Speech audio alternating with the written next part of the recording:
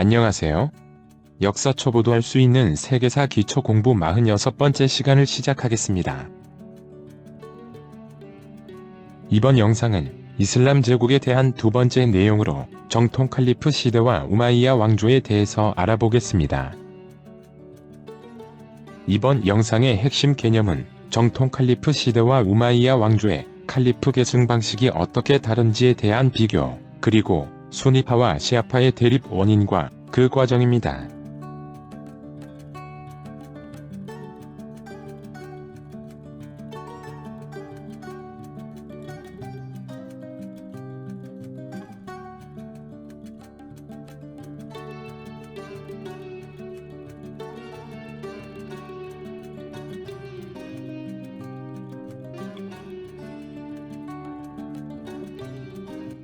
지난 이슬람 첫 번째 영상에서 알아본 것처럼 이슬람 제국의 성립과 발전 과정은 크게 4시기로 나누어 볼 수 있는데, 첫 번째가 무함마드 시대이고, 두 번째가 정통 칼리프 시대, 세 번째는 우마이야 왕조 시대, 그리고 마지막 네 번째가 이슬람 제국의 분열 시대입니다.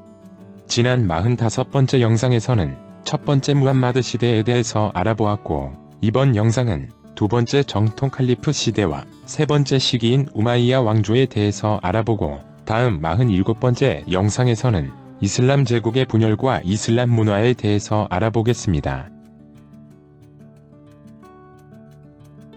지난 영상에서 알아본 내용은 610년에 천사 가브리엘의 계시를 받아 이슬람을 창시한 무함마드는 메카에서 포교를 시도하다가 메카 귀족들의 박해를 받아서 622년에 메카를 떠나 메디나로 이동했던 헤지라가 있었고, 이후 메디나에서 이슬람 공동체인 um마를 창설하면서 종교와 정치뿐만 아니라 군사지휘관으로서의 권력도 장악하고 메카를 탈환하였으며, 이후 이슬람 포교를 위한 정복전쟁, 제하드를 계속하여 이슬람을 개창한 지 20여 년 만에 아라비아 반도 대부분을 통일하여 이슬람 제국의 기반을 마련하고 632년에 세상을 떠나게 되는 내용까지 학습하셨습니다.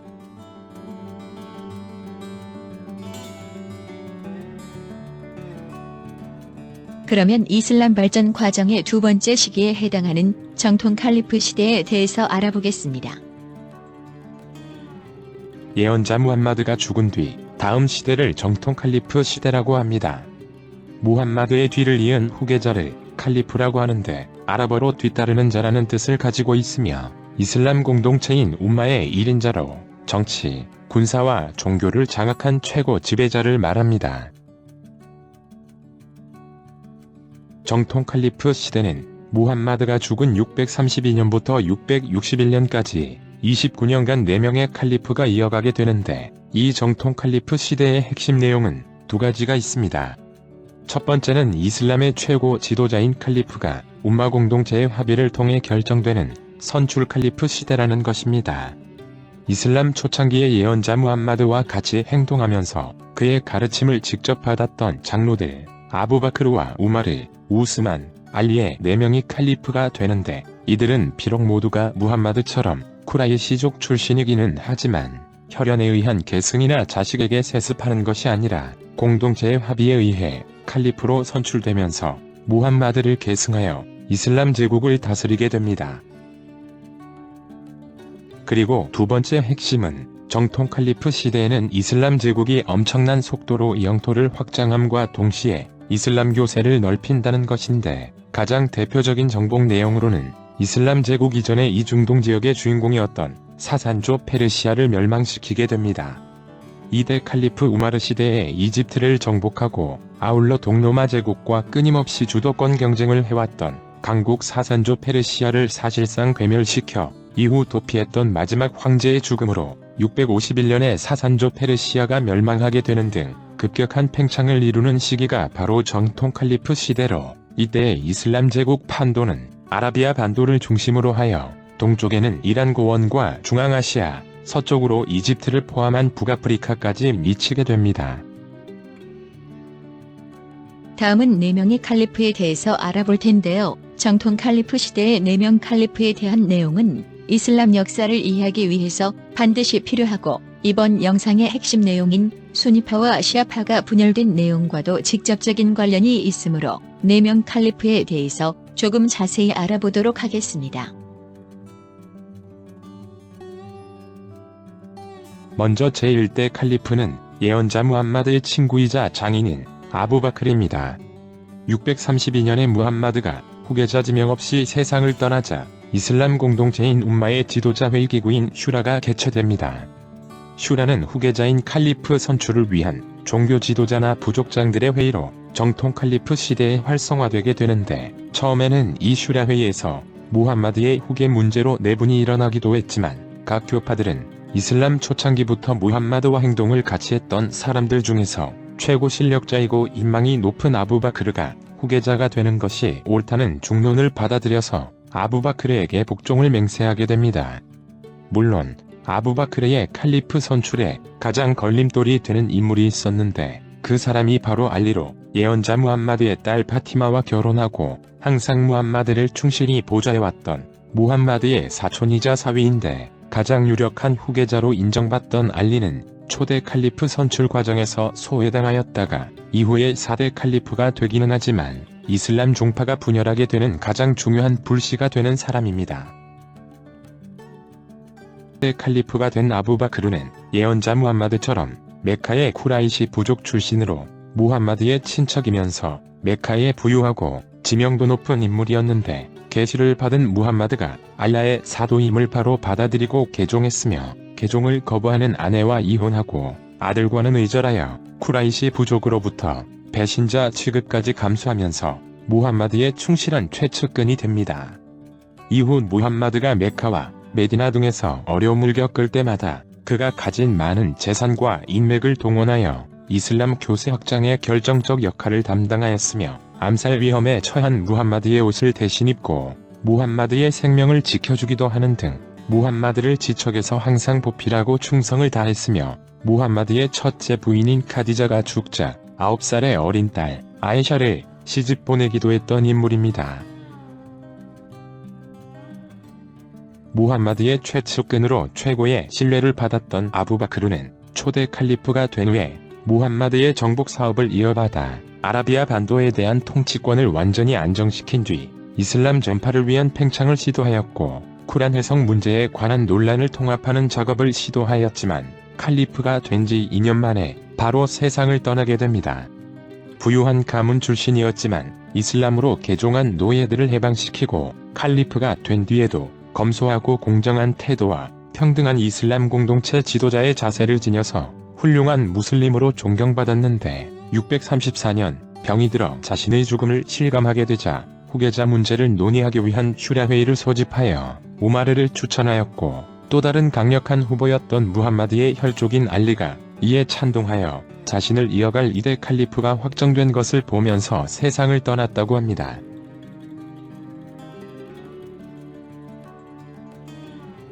다음으로 2대 칼리프인 우마르도 아부바크르처럼 예언자 무함마드의 장인입니다. 초대 칼리프를 선출하는 회의에서 아부바크르가 제일 먼저 우마르를 추천했는데, 우마르 본인이 강력하게 고사하면서 결국 아부바크르가 초대 칼리프가 되었고, 2년 만에 죽음이 닥친 아부바크르의 추천을 받아서 우마르가 2대 칼리프가 됩니다. 그는 정통 칼리프 시대의 4명 칼리프 중에서 가장 강력한 영향력을 지닌 최고의 인물로 역사에서 보기 드문 위대한 지도자인데, 평등한 초기 이슬람 정신을 잘 구현하고자 메사에 솔선수범하여 실천하였고, 통치면에서도 무함마드의 정복 사업을 이어받아서 시리아와 이라크, 이집트 정복을 완성시키고 정통 칼리프 시대의 영역을 크게 확장한 뛰어난 지도자라고 볼 수 있습니다. 그런데 이런 훌륭한 평가를 받는 우마르가 원래부터 그런 사람은 아니었다고 합니다. 메카의 무역상 출신인 우마르는 사나운 인상과 건장한 체격을 지니고 자존심도 강했으며 다혈질의 성격과 오만한 성품을 지닌 인물이었다고 합니다. 무함마드가 메카에서 처음 이슬람을 포교할 때 가장 앞장서서 이슬람을 반대하면서 무함마드를 죽일 것을 주장했는데, 이렇게 강력하게 이슬람을 혐오하던 그가 뜻밖에도 무슬림으로 개종한 계기는 여동생 부부의 개종이었습니다. 여동생이 쿠란을 읽는 소리를 듣고 분노한 우마르가 조상들의 전통을 배신하는 행위라면서 여동생을 마구 구타했는데 머리를 다쳐서 피를 흘리면서도 이슬람의 정당성을 주장하며 몸을 씻은 후에 쿠란을 만질 것을 요구하는 여동생 부부를 보면서 의구심을 가지고 쿠란의 싯구를 읽어본 우마르는 큰 충격을 받았고 바로 무함마드를 찾아가서 무릎을 꿇고 개종했다고 합니다. 무슬림을 앞장서서 박해하던 우마르가 개종하여 그 누구보다 이슬람 포교에 적극적으로 나서면서 이슬람 세력 확대에는 큰 힘이 되었으나 겸손하고 자상했던 초대 칼리프 아부바크르에 비해서 우마르의 폭력적이고 거친 행동은 상대에게 거부감을 불러일으키는 경우가 많았고 아부바크르가 죽음에 임하여 우마르를 후계자로 추천하자 많은 사람들은 우마르가 과연 칼리프로 타당한지에 대해서 우려하게 되는데 경쟁자였던 알리의 추천을 받아서 2대 칼리프로 결정되자 우마르는 사람들 앞에서 행동의 변화를 약속했고 검소하고 봉사하는 현명한 지도자로 다시 태어나게 됩니다. 행정개혁이나 물공급을 위한 운하 건설, 이교도인 유대인들에 대한 관대한 이주 허락, 비무슬림에게도 종교 선택의 자유 보장 등 합리적이고 공명정대한 일처리로 유명했던 우마르는 어려운 상황에 처한 사람들이나 가난한 사람들을 매사에 솔선수범하여 도와주면서 평등한 이슬람 공동체를 잘 이끌어나가게 됩니다. 우마르의 이런 변화를 알려주는 일화 중에는 우마르가 움마 공동체를 이슬람 정신에 맞게 통치해 나가면서 허름한 옷을 꿰매 입고 다닐 정도로 워낙 검소한 생활을 하다 보니 636년 사산조 페르시아와 결전을 벌인 카디시아 전투에서 이슬람 제국이 승리했다는 소식을 전하는 전령이 급히 메카로 향하는 도중에 허름한 옷을 입은 어떤 사람을 만났는데 그가 전쟁의 결과를 물어보자 바빠서 나중에 알려주겠다며 무시하고 그냥 지나쳤는데 나중에 보니 그가 우마르 칼리프였다는 일화가 있고 아픈 사람이나 어려운 상황에 처해 있는 사람이 없는지를 확인하기 위해 우마르는 매일 밤거리를 걸어다니다가 다 떨어진 옷을 입은 채로 거지들 사이에서 잠들기도 했다고 합니다. 금욕적이고 검소한 생활 태도를 실천하면서 평등한 공동체 구현에도 힘썼지만 또한 뛰어난 군대 지휘관이었다는 우마르는 알라의 검이라는 별명으로 알려진 전설적 명장 할리드 이븐 알 왈리드 등의 도움을 받으면서 단기간에 엄청난 영토 확장에 성공하게 되는데 그것이 가능했던 이유는 이슬람 전사들의 용맹함 뿐만 아니라 비잔티움 제국과 사산주 페르시아가 오랜 기간 대결하면서 양측 모두가 국력이 약화된 것도 이슬람 세력 확장의 큰 기회가 됩니다. 결국 우마르 치세인 636년의 이슬람 제국은 비잔티움 제국과 오늘날 시리아와 요르단 국경지대에서 벌인 야르무크 전투에서 승리하여 명장 할리드의 이름을 역사에 남기면서 시리아를 완전히 장악했고 이어 636년 11월에는 유명한 카디시아 전투에서 사산주 페르시아를 격파하여 이라크 지대를 장악했으며 비잔티움 제국을 내몰고 이집트도 정복하게 됩니다. 그리고 642년에는 수도 크테시폰을 함락시키면서 사산주 페르시아를 사실상 괴멸시키게 되는데 사산주 페르시아의 마지막 황제 야즈데게르드 3세는 오랜 숙적인 동로마 황제 헤라클리우스와 동맹을 맺으면서까지 이슬람의 공격을 막아내려 노력했지만 패배하고 도주하던 중에 살해당하면서 470년의 긴 역사를 지닌 중동 지역의 주인공 사산주 페르시아는 651년 3대 칼리프 우스만 시대에 완전히 멸망하게 됩니다. 그러나 계속된 영토 확장과 그에 따른 경제적 부가 축적되고 군대 사령관들의 세력이 커지면서 이슬람 교단 내의 분열과 대립이 커져가게 되자 우마르 칼리프는 초기 이슬람 정신이 사라지면서 도덕적 해이도 발생하는 것을 우려하고 있었는데 644년 예배를 보고 있던 우마르는 사산주 페르시아 군인 출신으로 전쟁포로 노예인 피루즈의 칼에 여러 차례 찔리게 됩니다. 치명상을 입은 상태에서도 우마르는 후계자 선출을 위한 6명의 자문단 슈라를 지명했고 슈라가 새로운 칼리프를 선출하여 이슬람 공동체의 동의를 얻도록 하는 조치를 한 후에 세상을 떠나게 됩니다.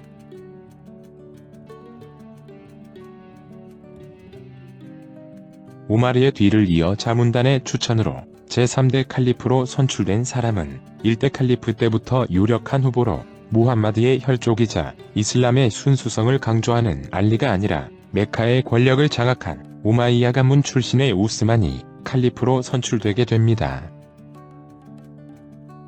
20살의 아버지로부터 재산을 물려받아 엄청난 재력을 지닌 우스만은 사업가 능력도 탁월하고 외모도 미남으로 유명했으며 부족한 것 없이 모든 것을 갖춘 사람이었는데 사색적인 경향이 있어서 우주와 자신의 존재에 관한 철학적 의문을 늘 지니고 있었다고 합니다.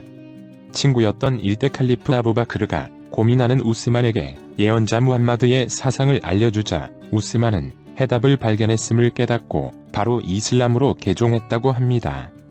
이후 무함마드의 둘째 딸과 결혼했다가 그녀가 죽은 후 셋째 딸과 다시 결혼하여 무함마드의 사위가 되는데 막대한 재력과 권력을 지닌 우스만이 무슬림이 되면서 무함마드가 박해를 받아 도피하는 과정에 필요한 자금이나 협상 등을 우스만이 거의 도맡아서 처리했다고 하며 뛰어난 현실적 감각으로 초기 이슬람의 세력 확대에 큰 공헌을 했다고 합니다.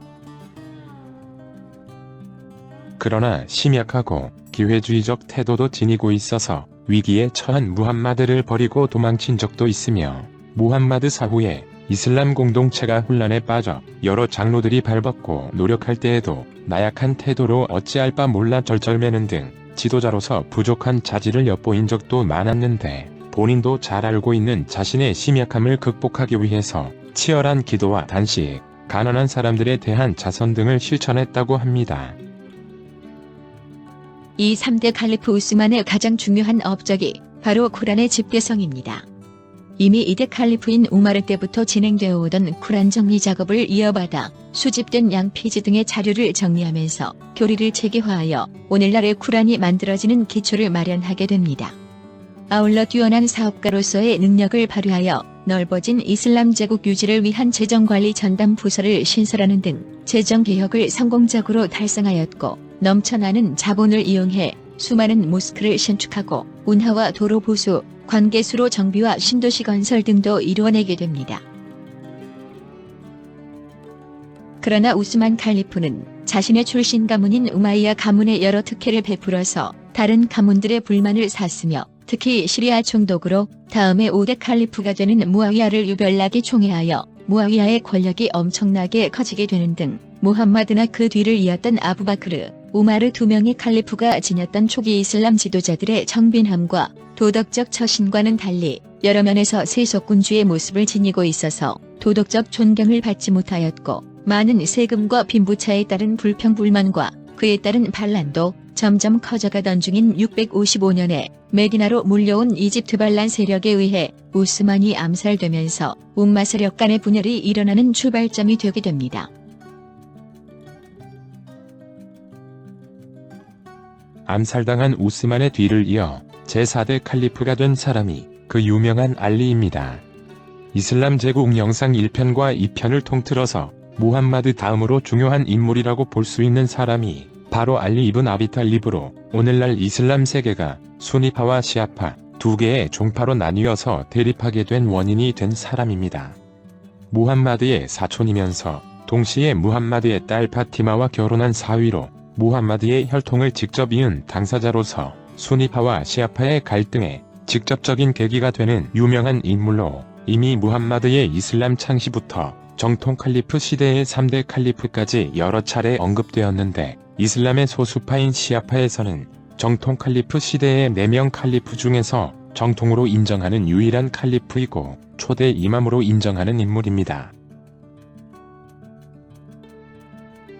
유복자였던 무함마드가 6살의 어머니까지 병으로 세상을 떠나 고아가 되었고 잠시 돌봐주던 할아버지마저 세상을 떠나면서 삼촌이 무함마드를 양육하게 되는데 그 삼촌인 아부 탈리브의 아들이 바로 4대 칼리프 알리입니다. 즉, 알리는 어릴 때부터 사촌인 무함마드와 같이 성장하였고 610년에 무함마드가 신의 계시를 받자 무함마드의 아내 카디자 다음으로 개종한 최초의 남성 무슬림입니다.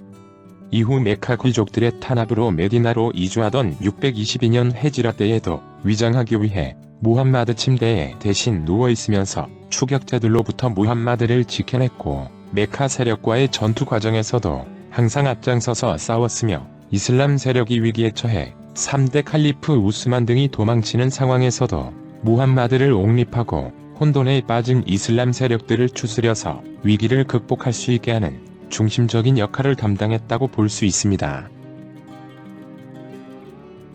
즉 알리는 혈통적인 측면뿐만 아니라 무함마드에 대한 충성이나 초기 이슬람 세력 구축 작업에서도 워낙 뛰어난 역할을 했으므로 여러 면에서 무함마드의 후계자로 독보적인 입지를 지니고 있었는데, 임종을 맞은 무함마드가 후계자를 지정하는 특별한 언급 없이 세상을 떠나자 632년에 최후의 순례를 마친 무함마드가 이미 가디르쿰에서 알리를 후계자로 지정했었다는 시아파 측의 주장은 받아들여지지 않았고, 무함마드의 장례 행사 준비 등으로 알리가 슈라회의에 불참한 상황에서 일대 칼리프 선출이 이루어지게 됩니다. 그런데 당시 이슬람 공동체인 umma의 초기 조직은 종족이나 혈통, 계급을 초월하여 이슬람이라는 종교의 이름으로 무슬림의 단결력을 강화하는 평등지향적 성격을 지닌 공동체였으므로 알리가 가지고 있는 특별한 조건, 즉 무함마드의 혈통 계승자이자 세속 군주처럼 강력한 권력 장악이 예상되는 알리의 뛰어난 군사적 정치적 능력 등은 결코 초기 umma의 평등지향적 분위기에는 유리한 조건이 아닌데다가 알리의 경쟁자는 바로 지명도 높은 아부바크르였습니다. 아부바크르는 무함마드의 친구이자 장인으로 알리만큼이나 무함마드에 대한 충성심이 강했고 무함마드의 강한 신뢰도 받았으며, 당시 나이가 59살이었는데 31살이라는 알리의 젊은 나이도 umma를 이끌어갈 지도자로서 많은 사람들의 공감을 얻어내지 못하게 되면서 일대 칼리프 선출을 둘러싼 이슬람 세력의 분열을 틈타 반란까지 발생하게 되자 알리는 아부바크르의 초대 칼리프 지위 인정뿐만 아니라 뒤이어 2년 후에 벌어진 2대 칼리프 선출 때에도 많은 사람들의 예상을 뛰어넘어 우마르를 인정한다는 지지 선언을 하게 됩니다. 그것은 알리가 특별한 존재이기는 하지만 아랍 부족 내부에서 연장자를 우선시하는 분위기와 umma의 평등지향적 분위기가 여전한 상황에서 이슬람 세력의 분열을 우려했던 알리의 선택으로 보여집니다. 그런데 10년이 지난 644년에 2대 칼리프 우마르가 암살당하고 3대 칼리프를 선출하는 과정에서도 우마르가 지정한 슈라 원로들은 또다시 알리 대신에 우스만을 선택하게 됩니다. 아마도 이슬람 세력의 안정을 원하는 슈라 원로들의 입장에서는 이슬람의 순수성을 지켜나가기 위한 개혁을 강조하는 알리보다는 이슬람의 영토 확장과 그에 따른 경제적인 문제 등의 세속적 측면을 인정하는 우스만이 더 합당한 지도자라고 생각했던 것 같습니다. 결국 알리는 이 결정을 받아들일 수밖에 없었고 3대 칼리프 우스만이 재정개혁 등을 성공적으로 달성하기는 했지만 자신의 증족인 우마야 가문의 특혜를 베풀고 서민들에게 과도한 세금을 부과하다가 불만 세력이 일으킨 반란 중에 살해되자 반란 세력들의 추대를 받아 드디어 무함마드 사후 20년 만에 알리는 칼리프로 선출되게 됩니다. 656년에 알리가 4대 칼리프가 되었지만 우스만에 의한 특혜를 계속 받아왔던 쿠라이시족 등의 특권 세력들은 알리의 칼리프 지위를 인정하지 않았고 혼란이 점점 커지자 알리는 수도를 메디나에서 유프라테스 강 유역의 쿠파로 천도하면서 부패한 지방 총독들을 해임하는 조치를 했지만 총독들은 이에 불복했고 이슬람 원로 세력들도 알리가 우스만 칼리프를 살해한 폭도들을 처벌하지 않는다는 이유로 예언자 무함마드의 아내로 존경받고 있던 아이샤와 손을 잡고 알리에 반대하는 반란 세력에 가담하게 되면서 이슬람의 내전을 의미하는 제1차 피트나가 발생하게 되는데, 그 중에 유명한 것이 낙타 전투와 시핀 전투입니다. 656년에 바스라에서 발생한 낙타 전투는 아부바크르의 딸로 9살의 예언자 무함마드의 아내가 된 아이샤가 이전부터 사이가 좋지 않았던 4대 칼리프 알리에 대항해서 일으킨 쿠데타로 과감한 성격으로 유명했던 아이샤가 낙타를 몰고 전쟁에 직접 참여하여 군사들을 독려했다고 해서 붙여진 이름이라고 합니다. 이 낙타 전투에는 이슬람의 이집트 정복 과정에 이름을 날렸던 명장 주바이르까지 아이샤 측에 가담하였지만 주바이르는 암살되고 잘려진 그의 목이 알리에게 바쳐지자 알리는 명장의 죽음을 무척 안타까워했다고 하는데, 알리는 패배한 아이샤를 정중하게 대했다고 하고 아이샤는 메디나에 유폐된 상태에서 무함마드의 언행이 담긴 하디스 자료 수집을 하면서 여생을 보내게 됩니다. 또한 아이샤뿐만 아니라 우스만에게 유별난 총의를 받았던 시리아 총독 무아위야도 우스만에 대한 복수를 명분으로 알리에 대한 반대운동을 전개하여 스스로 칼리프를 선언하게 되면서 알리와 무아위야 사이에 시핀 전투가 벌어지게 됩니다. 657년 유프라테스 강변에서 벌어진 시핀 전투에서 알리 측이 주도권을 잡았음에도 불구하고 불리해진 무아위야 측에서 창 끝에 쿠란을 달고 쿠란 식구를 외치면서 협상을 요구하는 책략을 부렸고, 같은 이슬람 간의 전투 때문에 쿠란이 피해 젖는 모습을 걱정한 알리는 평화협상 요구에 응하게 되는데, 무아위야 측의 이 책략은 결과적으로 알리 측의 분열과 알리의 죽음을 가져오게 됩니다. 즉 시핀 전투의 해결 방식을 둘러싸고 알리 진영은 협상을 받아들이자는 사람들과 협상을 거부하는 사람들로 나뉘면서 대립하게 되었고, 결국 내분이 장기화되면서 알리는 무아위야 세력을 상당히 인정해주는 결정을 하게 되는데, 이 협상 내용은 알리를 따르면서 충성을 다하던 젊은 급진 세력들이 알리에게 실망하여 독자 세력화하는 결과를 가져오게 되었고, 이들이 바로 카와리 지파입니다. 결국 칼리프 알리가 이슬람의 순수성을 버리고 세속화된 반란 세력들과 협상함으로써 칼리프 지위를 하락시켜버렸다고 알리를 비난하면서 칼리프 퇴진을 주장하던 카와리 지파는 이슬람을 분열시킨 알리와 무아야 모두를 제거하는 자객을 보냈는데, 무아야는 자객을 피해 살아남았지만 661년 쿠파 사원에서 예배를 보고 나오던 알리는 카와리 지파에 의해 독이 묻은 단검에 찔려 암살당하게 됩니다.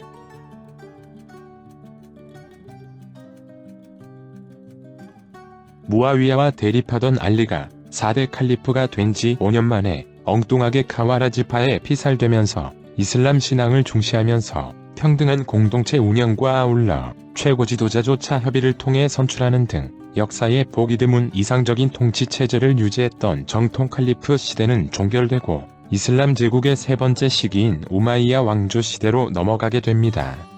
우마이야 왕조에 대한 핵심 내용 4가지 중에서 첫 번째는 칼리프 자리가 우마이야 집안에 의해 세습된다는 것과, 두 번째는 그 결과로 무슬림 간의 내전인 2차 피트나가 발생하면서 카르발라 참극을 계기로 수니파와 시아파의 대립이 본격화된다는 것, 그리고 세 번째는 이슬람 제국이 이 시대에 최대 영토를 차지하게 된다는 것, 마지막으로는 아랍인 우월주의 통치 정책을 채택함으로써 이슬람 제국 분열의 원인을 제공한다는 것입니다. 그러면 먼저 알리의 죽음 이후에 칼리프가 세습되는 과정을 알아보도록 하겠습니다. 알리가 피살되자 카와리 지파의 원래 의도와는 전혀 다르게 무아위야의 권력이 강화되어 갔고, 알리의 두 아들 중에서 장남인 하산 이븐 알리가 남은 알리 세력들의 지도자로 추대되지만, 책략에 능숙한 무아위야가 군대를 끌고 모술로 쳐들어와서 하산에게 엄청난 금액을 제시함과 동시에 자신이 죽은 이후에는 하산에게 다음 칼리프직을 계승하기로 약속하면서 하산의 하야를 권유했고, 이슬람 세력 간의 분쟁에 지친 하산은 이를 받아들이게 되어 결국 무아위야가 단독 칼리프가 되면서 우마이야 왕조가 시작되게 됩니다. 우마이야 왕조의 시조인 무아위야 1세는 메카의 쿠라이시 부족 출신인데 3대 칼리프인 우스만의 친척으로 우스만 시대에 많은 특혜를 받으면서 시리아 총독이 되어 세력을 확대하였고, 무슬림 간의 내전인 1차 피트나의 시핀 전투에서도 불리한 상황이었는데도 책략으로 평화협상을 성공시켰고, 이후 카와리 지파에 의해 엉뚱하게 4대 칼리프 알리만 암살되게 되자 661년에 예루살렘에서 칼리프로 즉위하고 수도를 오늘날 시리아의 수도인 다마스쿠스로 옮기면서 우마이야 왕조라는 새 시대가 열리게 됩니다. 이슬람 제국의 영토 확장을 계속하고 넓어진 제국에 대한 중앙집권적 통치를 꾀하면서 우마이야 왕조의 기반을 확립시킨 무아야 1세는 자신의 후계자 지정을 종전의 아랍 부족이나 초기 이슬람 공동체인 우마에서의 지도자 선출 방식인 슈라 제도를 따르지 않고 아들 야지드에게 칼리프를 물려주게 하면서 혈육에게 최고 통치자 칼리프 자리를 물려주는 세습 칼리프의 전통이 생겨나게 하였고, 결국 기존의 전통을 지키지 않는 우마야 집안에 대항하는 2차 이슬람 내전 피트나가 발생하게 됩니다. 칼리프 자리를 혈육에게 세습시키면서 촉발된 무슬림 간의 갈등은 결과적으로 이슬람의 2대 종파인 수니파와 시아파 간에 되돌릴 수 없는 카르발라 참극으로 이어지게 되는데, 여기서 다시 한번 수니파와 시아파를 정리해보겠습니다. 오늘날 세계 2위의 신도수를 가진 이슬람의 200여 개 종파 중에서 가장 대표적인 2대 종파가 수니파와 시아파입니다. 80%가 넘는 대다수의 무슬림들이 수니파로 사우디아라비아가 종주국을 자처하고 있으며 나머지 15% 정도가 시아파로 이란과 이라크에 주로 분포하고 있는데, 수니파와 시아파를 구분하는 가장 중요한 기준은 무함마드의 후계자를 누구로 인정하느냐입니다. 즉, 혈통보다 무슬림으로서의 품성이나 능력이 더 중요하다고 생각하는 파가 다수파인 수니파로 처음에는 무아위야에 의해 시작된 칼리프 세습 제도를 비판하였지만, 시간이 흐르면서 매번 칼리프 선출 때마다 갈등과 혼란을 가져오는 슈라 제도보다는 넓어진 영역을 통치하기 위해 칼리프의 안정적인 세습 제도를 시작한 우마이야 왕조를 대세로서 인정하는 종파이고, 반면에 시아파는 무함마드의 혈통만이 정통이라고 주장하는 종파로, 즉 4대 칼리프 알리와 그 후손만을 인정하는 파가 시아파라고 볼 수 있습니다. 수니파와 시아파의 대립이 시작된 것은 무함마드의 후계자를 뽑는 1대 칼리프 선출 때부터 시작되었는데, 수니파는 혈통만이 아니라 um마의 협의를 통해 역량과 품성을 갖춘 적임자 선출을 주장했던 사람들로, 수니파라는 말은 예언자의 모범이라는 뜻을 지닌 아랍어의 순나에서 따온 말이라고 하며, 반면에 알리를 추종하는 세력이 시아파로 알리의 파라는 뜻을 지닌 시아트 알리에서 나온 말이라고 합니다. 압도적인 수니파들의 결정에 따라 아부바크르가 1대 칼리프가 되었고, 이후 여러 차례 갈등은 있었지만 같은 이슬람 세력으로 지내오고 있었는데, 4대 칼리프 알리가 암살되고 그 장남인 하산이 칼리프 자리에서 물러나면서 무아위야가 칼리프 지위를 차지하자 두 세력 간의 대립이 격화되는데, 이후 두 종파 간의 갈등이 최고에 달하는 사건이 바로 가르발라 참극입니다. 알리와 무함마드의 딸 파티마 사이에는 두 아들이 있었는데, 하산 이븐 알리가 장남이고 둘째 아들이 후세인 이븐 알리입니다. 알리가 피살된 후 칼리프 자리를 이었던 장남 하산은 수니파에서도 5대 칼리프로 인정되고, 시아파에서는 알리를 이은 제2대 이맘으로 인정되는 인물인데, 무아위야의 권유를 받아들여 칼리프직을 사직했다가 무아위야에 의해 독살되게 됩니다. 하산의 뒤를 이은 사람이 차남 후세인으로, 그는 아버지 알리와 더불어서 시아파들의 정체성이 커다란 영향을 주는 인물인데, 형 하산의 뒤를 계승한 3대 이맘으로 바로 가르발라 참극의 주인공입니다.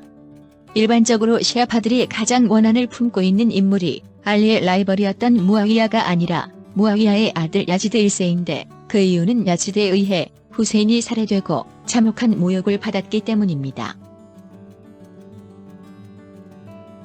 외할아버지 무함마드의 귀여움을 받으면서 자란 후세인은 형 하산이 죽은 이후에 유일한 무함마드의 혈통으로 알리파들의 큰 지지를 받게 되었지만, 우마이야 왕조 세력이 득세할 동안에는 메카에 은신하고자 했는데, 680년에 무아위야 1세가 사망하면서 이전까지의 칼리프 선출 방식인 슈라에서의 선출이 아니라 아들인 야지드에게 칼리프 자리를 물려주게 되자, 많은 시아파들은 이에 반발하면서 은둔에 있던 알리의 차남 후세인에게 지도자로서의 활동을 요청하게 되고, 결국 이슬람 내전인 2차 피트나가 발생하게 됩니다. 은둔에 있던 후세인은 시아파가 많이 거주하던 쿠파 주민들의 요청을 받아서 자신의 가족 등 100명 정도만을 이끌고 메카에서 쿠파로 이동하는 도중에 우마이야 왕조의 야지드 칼리프 군대에 포위당하게 됩니다. 쿠파 앞에 있는 카르발라 평원에서 엄청난 숫자의 우마이야 군대에 포위된 후세인은 물 공급도 차단당한 채 굴복을 요구받게 되는데, 후세인은 이를 거부하며 명예로운 죽음을 선택했고, 포위 10일째 결국 우마이야 군대의 공격으로 후세인은 어린 아들을 안은 채로 목이 잘렸으며, 수많은 추종자들도 참수되고 후세인의 아내 등도 감옥에 갇히거나 노예가 되었으며, 아들은 굶어 죽게 됩니다. 게다가 야지드 1세에게 보내진 후세인의 참수된 목은 다시 쿠란을 낭송하지 못하게 만들겠다고 막대기로 계속해서 후려치는 치욕을 당하고 다마스쿠스 우마이야 대사원 벽에 매몰되게 됩니다. 이후 무함마드의 혈통을 지닌 외손자 후세인의 비참한 죽음과 그 추종 세력들의 고난에 대한 동정론이 크게 일면서 순례객들이 늘어나자 우마이야 왕조는 후세인의 수급을 팔레스타인 지방에 있는 항구 도시 아슈켈론으로 이장시켰는데, 12세기 십자군 공격으로 아슈켈론이 포위되자 후세인의 수급은 이집트의 카이로로 옮겨졌고, 오늘날에는 후세인 모스크에 안치되어 후세인의 몸체가 안치되었던 카르발라와 함께 수니파에 의한 핍박과 순교의 상징으로 시아파 무슬림 순례객들의 발길을 모으고 있으며 후세인의 참극을 기리는 아슈라 행사도 이어지고 있습니다.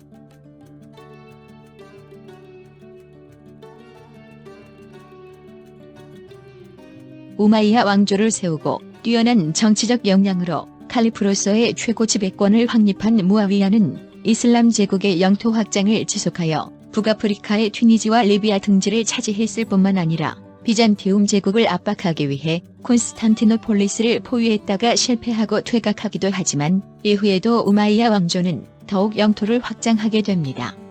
정복군주인 5대 칼리프인 말크에 이어서 8세기경의 6대 칼리프인 왈리드 1세대에는 수도인 다마스쿠스를 중심으로 서아시아 중동 지역 전체를 장악하고 동쪽으로는 인더스강까지 그리고 중국의 당나라와도 국경을 접했으며 서쪽으로는 이베리아 반도와 북아프리카 전역까지 영역을 확대하여 이슬람 제국 최대의 영역을 차지하게 되었고 또한 넓어진 영토를 나누어서 총독을 보내어 다스리게 하는 등 통치 체제를 정비하고 디나르금화와 디르아 문화 통일 등 화폐 통일도 단행하였으며 아랍어의 공용어 채택으로 아랍인의 정체성을 확립하는 등 전성기를 누리게 됩니다.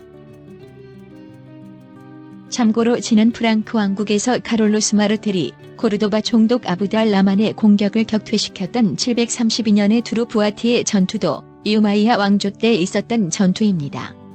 카롤로스 마르텔은 이베리아 반도를 근거로 피레네 산맥을 넘어 북쪽으로 세력 확장을 시도하는 우마이야 왕조의 공격을 이 두루부아티의 전투에서 격퇴함으로써 이번 영상 내용인 이슬람의 공격으로부터 그리스도교 세계를 지켜내게 됩니다.